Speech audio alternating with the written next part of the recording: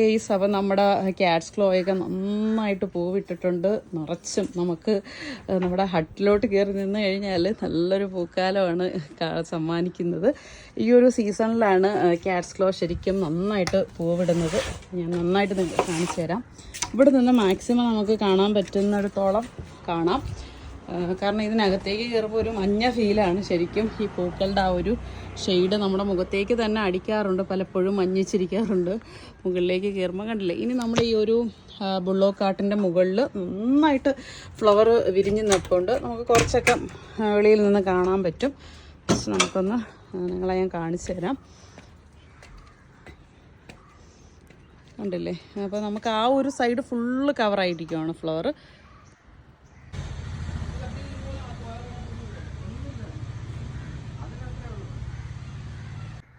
friends, അപ്പോൾ ഇത് നമുക്ക് റോഡിൽ നിന്ന്